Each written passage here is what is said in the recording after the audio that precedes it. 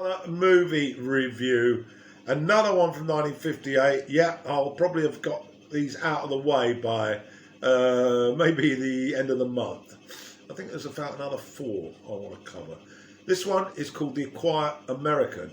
It's directed by Joseph L. Mancovich, who also was responsible for the screenplay. It's from a book by greene. Cinematographer Robert Krasker. I make a point of mentioning him because the cinematography in this movie is extremely good. The cast, Audie Murphy plays the American, whose name is Alden Pyle. Michael Redgrave plays Thomas Fowler. Claude Dauphine is Inspector Vigot. Giorgio Moll plays Fong. Bruce Cabot is Bill Granger. And Fred Sadoff is Dominguez. And Richard Liu plays Mr. Hung, and Karimai is Pung's sister. And there's a few others, the French Colonel Georges Rejac. Okay, this film is set in Vietnam, in Saigon, and it's set at the time of the occupation by the French. It's 1952. So it's a political thriller set in Saigon in 1952. Vietnamese insurgents, otherwise known as communists, led by Ho Chi Minh, are involved in a civil war with the French colonial government.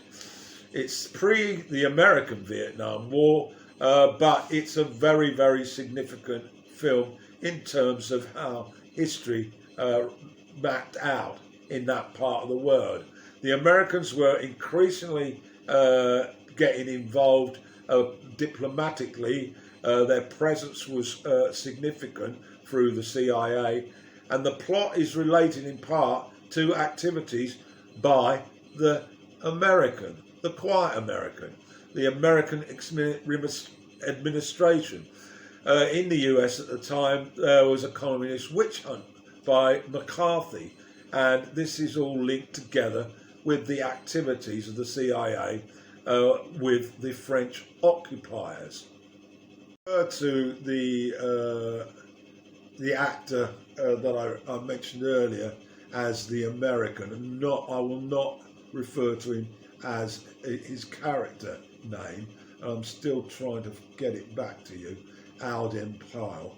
So he will be referred to in my description as the American. So when the American arrives in Saigon, we're not quite sure why he's there.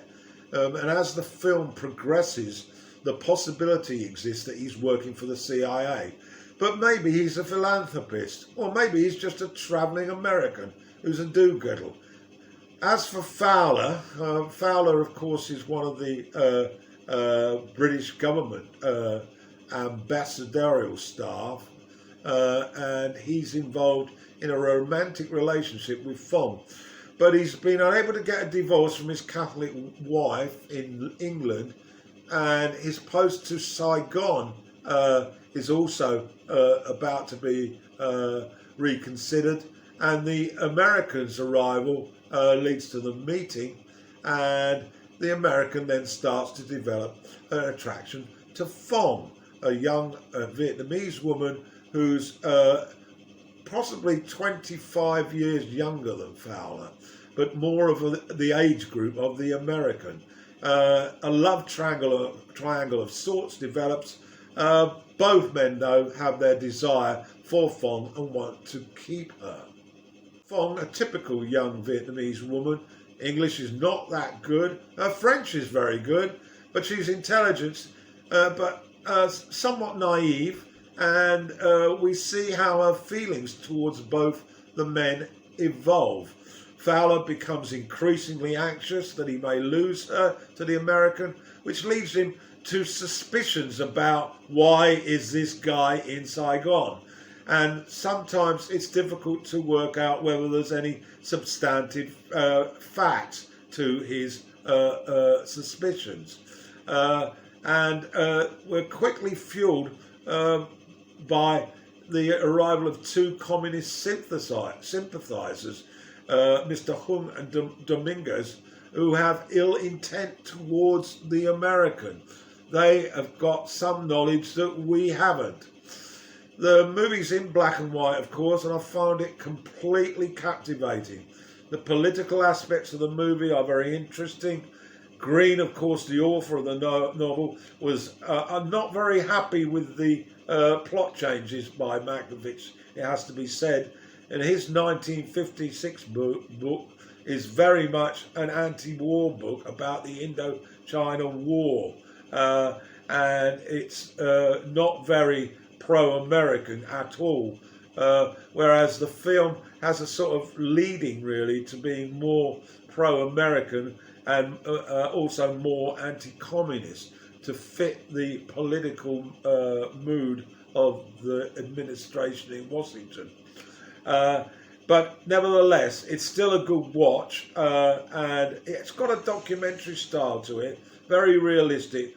Tremendous performances by Redgrave in the lead role, and anyone interested in Southeast Asian history and politics will be absorbed by the movie. It also has a glimpse of how women seek out a better life through opportunities with financial secure foreigners. This is not exactly news to me living here in Thailand. And a final point, that the movie was redone in the early 90s with Michael Caine in the lead, and that version is also worth a watch. The Quiet American, then, released in 1958.